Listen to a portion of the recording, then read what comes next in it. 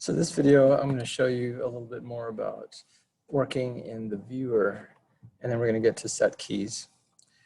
So just looking at these views that I have set up, perspective, camera, and graph editor. The camera view, we don't want to see really much other than just our character, or the balls in this case.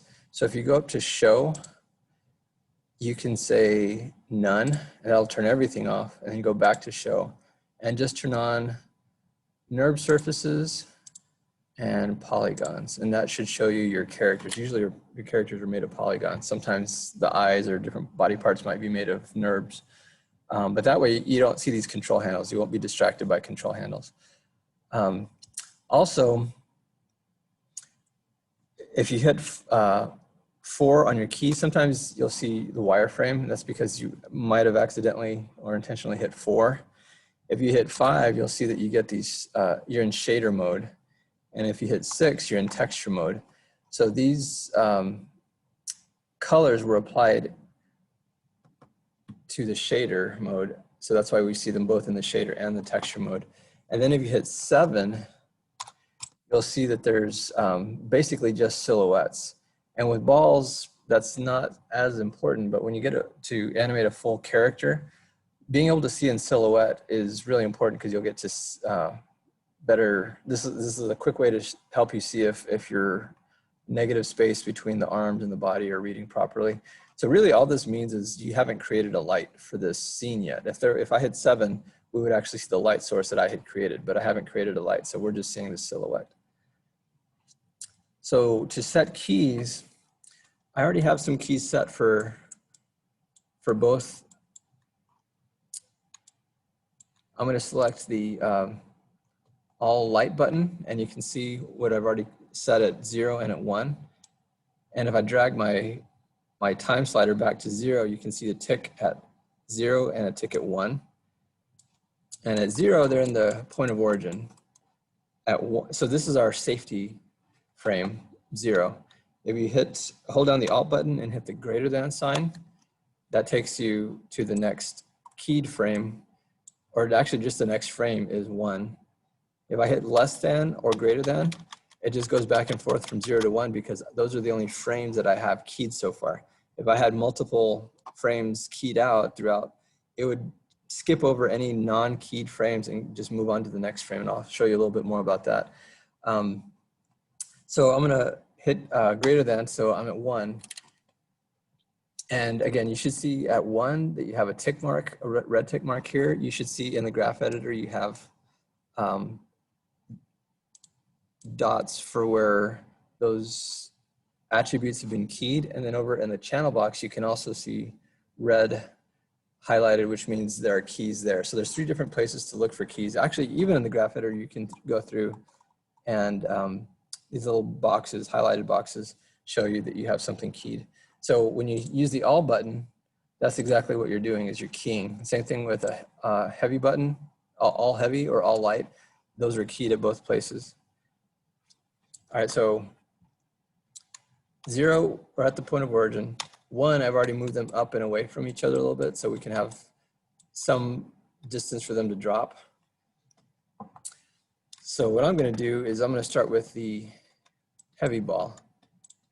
And this is going to be a rigid ball. Let's say a bowling ball.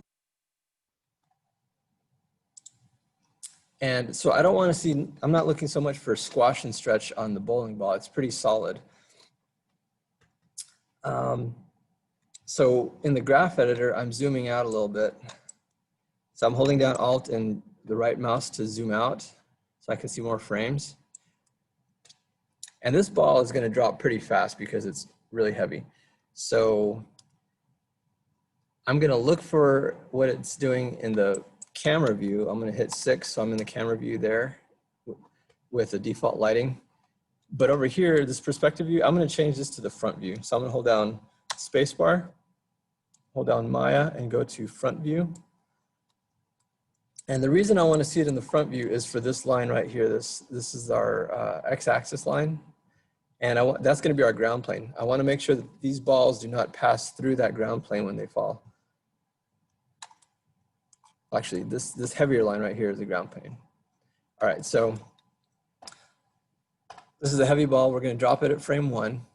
Let's say it only takes 2 frames. 1, 2. Let's say at frame 3, it's going to actually hit the ground. So I grab the main control for the heavy ball, and I hit W, and you get these arrows. I'm going to drag that down until it tangents. And I can zoom in here close to make sure it's right on that line. Or, you know, it's negative 2.99. That's close enough to negative 3. And that's our actual contact position. So it only took 2 frames to get down. And we're going to have it bounce just a little bit because it's heavy. So let's say at 4, I'm going to drag it up a little bit.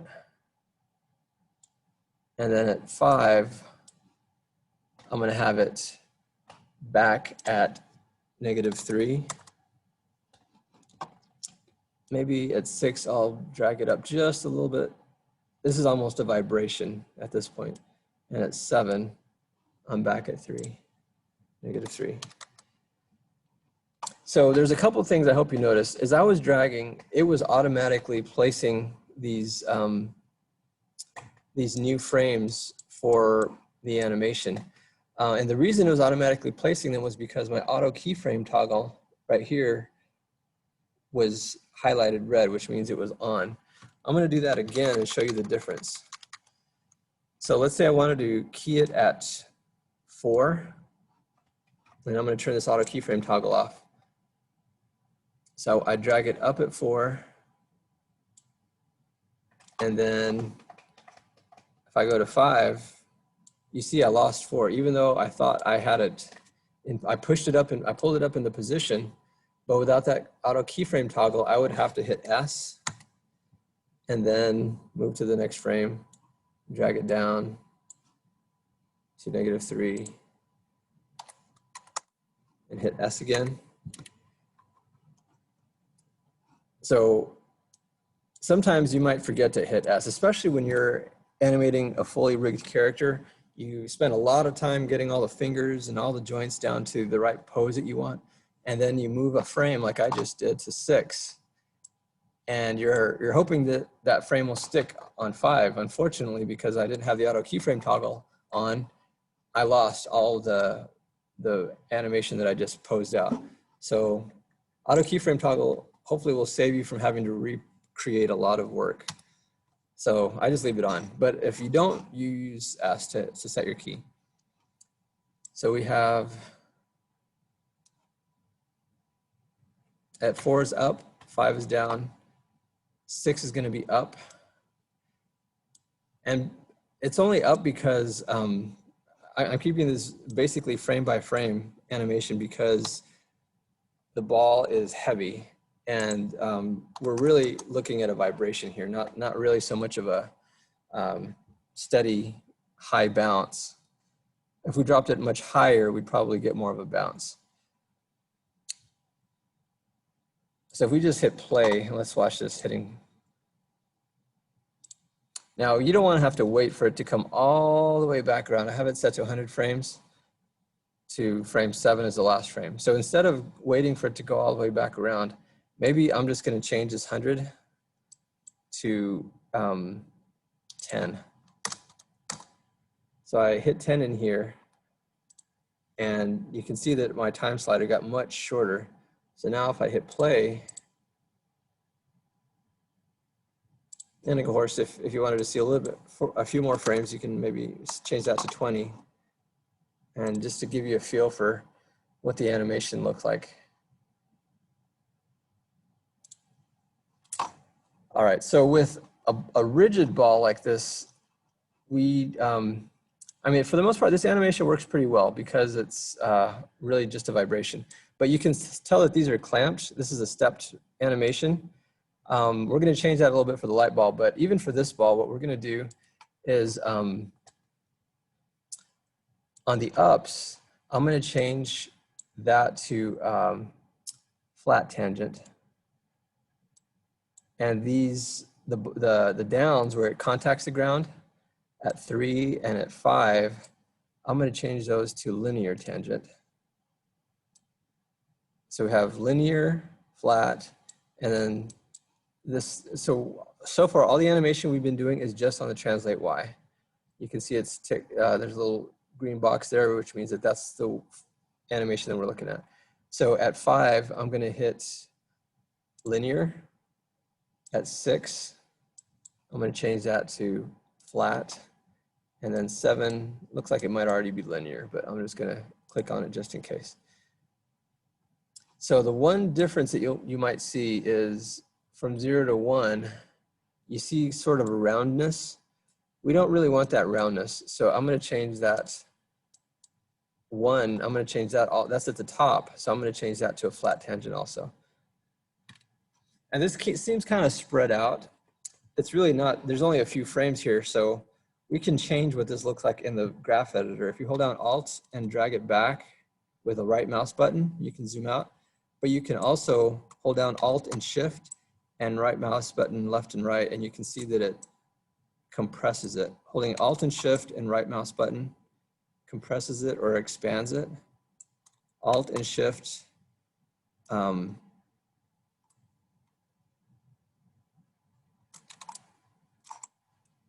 Alt and Shift, and if you drag it up and down, it'll expand it and contract it in the Y. If you Alt and Shift and drag it left and right, it'll expand and contract it in the X. So you may not really notice much difference with the All button set to, the translate Y, the changes that we made, because this is really subtle animation. So I'm going to go ahead and hit play. And it feels pretty believable for me. I think that's what a bowling ball dropping from such a low height would feel like. So now let's look at the light ball. In fact, I'm just gonna, so it doesn't distract me, I'm gonna turn off my heavy ball. Over here, I'm gonna hit the V for visibility, so I don't see that anymore. And I'm gonna select the control handle, the main control for the light ball. And of course, you want to make sure your light visibility is on, light con visibility.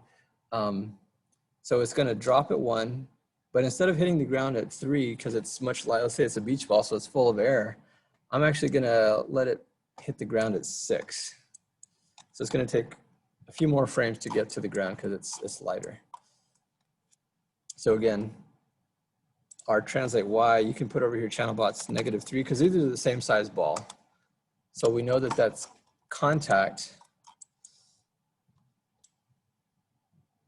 at 6.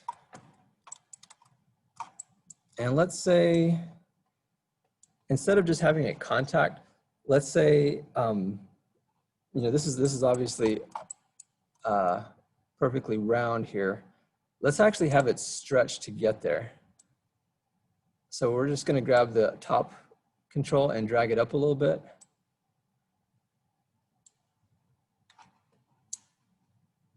So 6 is the contact. 7, we want to go back to 0, or maybe even squash at this point, just a little slight squash. So one thing you want to think about when you stretch and squash, your stretch should be equal to your stretch. Your stretch should be equal to your squash. So you don't want to have this much stretch and then this much squash. That's not believable. You want it to be similar to it. So it's probably just under that line right there. And then let's say at 8, we'll stretch a little bit again. Let's say at 10, we're actually going to get back up into the air. So I'm going to grab this main control again and drag it up. So one thing that we want to remember is if it's squashing and stretching as much as we just did, it's not going to, you're losing energy through the squash and stretch. It's contacting the ground, and that ground is, the ground is absorbing the squash, or I'm sorry, the energy from that ball. So you're losing some of this height that you might get. So at 10, let's say at 10 it gets to its new height. I need to remind myself where I started from. So at frame 1, that's right, I started at contact. So at frame 10, I'm going to drag it up a little bit. Let's see if maybe it only bounces to there. So I'm just using the greater than and less than sign to go from 1 to 6 to 10. And then let's say at 10, that's at its maximum height on this bounce. Another thing, if it took me 4 frames to get from 6 to 10, you're going to want it to take 4 more frames to get back down. So going over to 14, that's where we're going to put our -3 again. And let's look at what we've done so far, because there's a lot to look at. First of all, as I'm dragging, you're seeing that it's not updating. And I wonder, I'm just going to check my animation preferences. That's set to all, so that should be good. Okay. If I hit play, it should.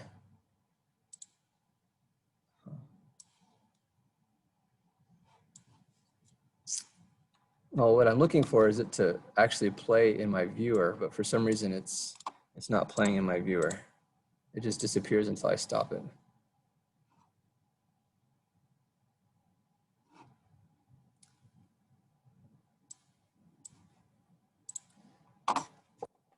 But what we want to do, at 6, we know that that's our contact position. So we can just frame by frame. So I'm going to hold the Alt button and greater than, and it's stretching until it contacts, and then it squashes a little bit, and it goes back up. So at 10, again, we want this to be flat, the contacts. Now, unlike with the rigid ball, this is a squishy ball. So we don't want the contact positions to be linear, because that's going to make it pop right up. And you can see we don't want this to happen. If it's squashing, that's because it's still contacting the ground. So I'm going to take this contact position and I'm going to flatten it.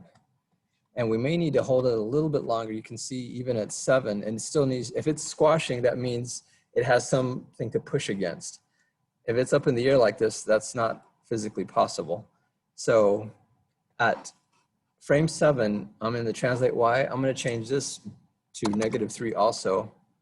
I still need it touching the ground. And you can see it dropped a little bit. Now from frame 8, in fact, even frame 8, if it's stretching, we still want it contacting. Actually, I'm going to turn 7 into a flat tangent.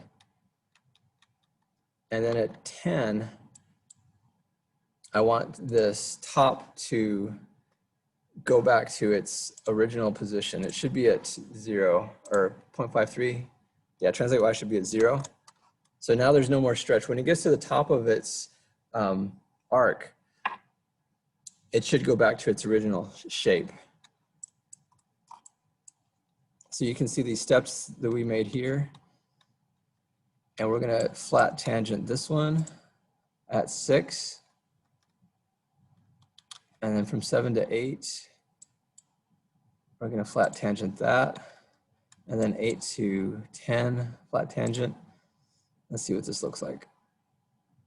I'm just going to frame by frame through. Squash, stretch. Yeah, I think I am going to, even at 8, I'm going to grab the main and I'm going to drop that also down to 3. So it's going to, or -3. So it's going to be on the ground for 3 frames from 6 to 8. And then from 8, I'm going to set it as a flat tangent again.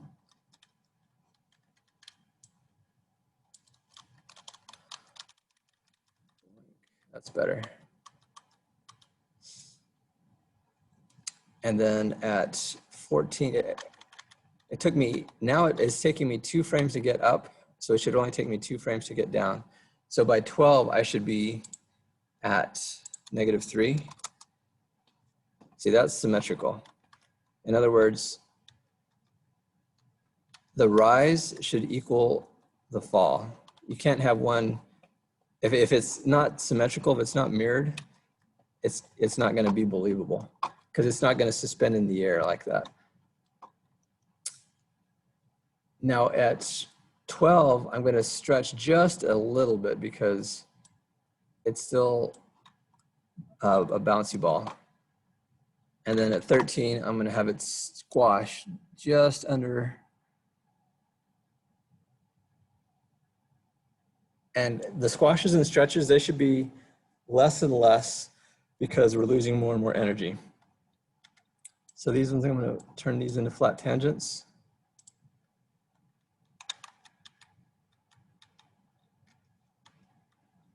And I'm going back to the main. So from 12 to 14, it's on the ground. Let's say it's 16, it's back up in the air just a little bit. And this is starting to get to be a vibration because it's just barely leaving the ground anymore.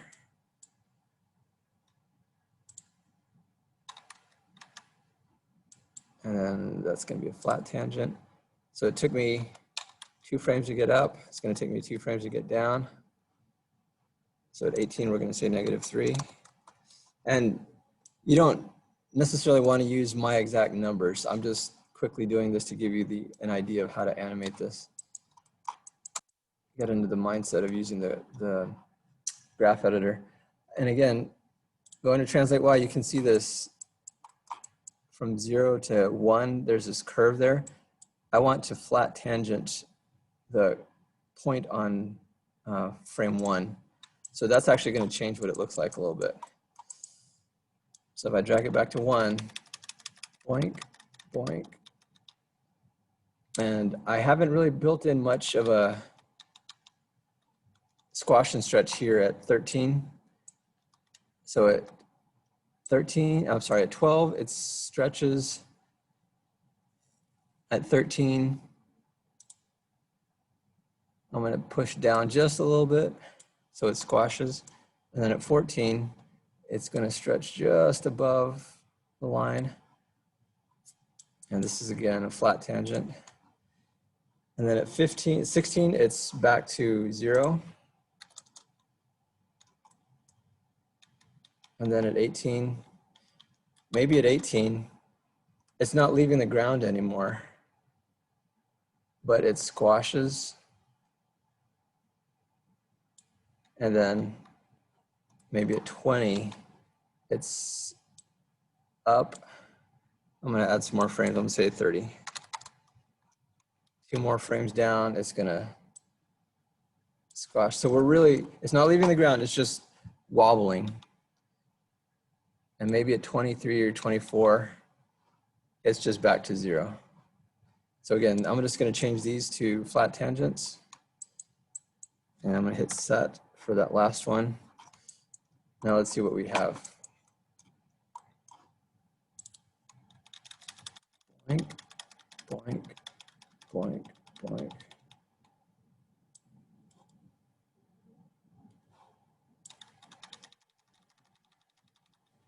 In fact, I think I want to, yeah, so you can see here from, it took 6 frames to get down. And then this isn't very even. So I'm going to drag all my animations. I'm going to select the all light button. So it hits the ground at 6 contact. So I'm going to have it take longer. Let's say I'm going to have it at the crest at 12. So I'm going to drag this over to 12, and I'm going to, so now it's taking 4 frames to go from 8 to 12 to get up. So which means I'm going to add 4 frames, 12 to 16 to get it back down. And if you notice, I'm changing the timing now. So to do that, I have my all button selected, and I make a marquee around the stuff I want to change, the stuff that's after the contact position at 15 or 14. And I'm going to hit W, hold down Shift, and drag it to, I believe I said 16. 16, yeah. So it shouldn't happen quite so fast now. Boink, boink. There you go. And maybe even at 6, or I'm sorry, at 12, maybe it's going to bounce a little bit higher. Maybe I want to bring this up a little bit higher. Give it a little bit more life. Maybe it's not such a lazy ball. I'm going to drag at 12, and then at 20, I change the height of the bounce. And you can change that. You can grab the green arrow and drag it up here, and you can see that change here. Or you can select this button, hold down Shift, and drag it. Or you can put a number in here, or you can also put a number here. So there's a lot of different ways to do the same thing. So going back to frame 1, I'm going to hold down the Alt and just tap through.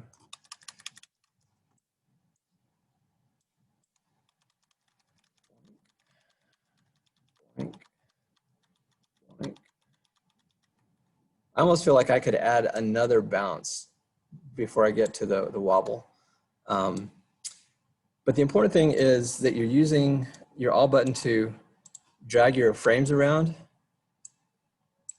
And you can see I didn't use the Alt button every single time. And on a ball, on a rig like this, it's no big deal. But again, on a character animation with a lot of rig controls, you want to use your Alt button much more extensively. So just as a good measure, I'm going to go to frame 1 and hit S, hit the greater than sign, 6S, 7S, 8S, 12S, 16, 17, 18, 20, 22, 24, 26, 27, 28. So this is generally what it would look like.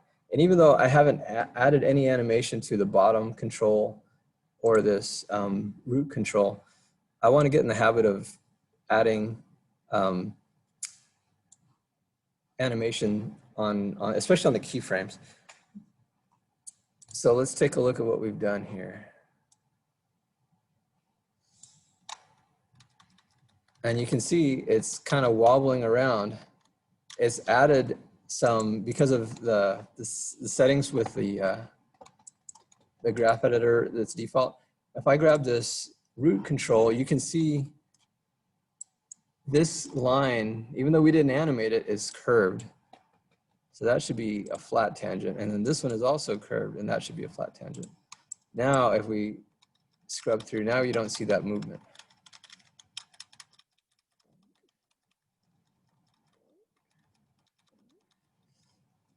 I think the last thing I would do is take my Alt button, and I think I want to add more frames because I feel like this second bounce, it contacts the ground at 6, it's up in the air at 12.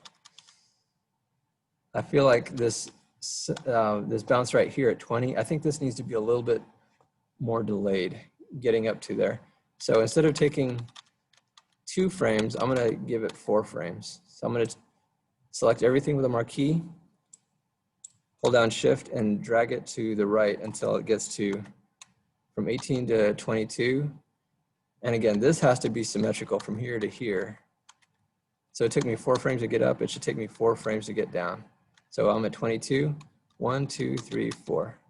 So I'm going to take what I have after it contacts, or after it's up in the air, and I'm going to drag that out. Now let's see what that looks like.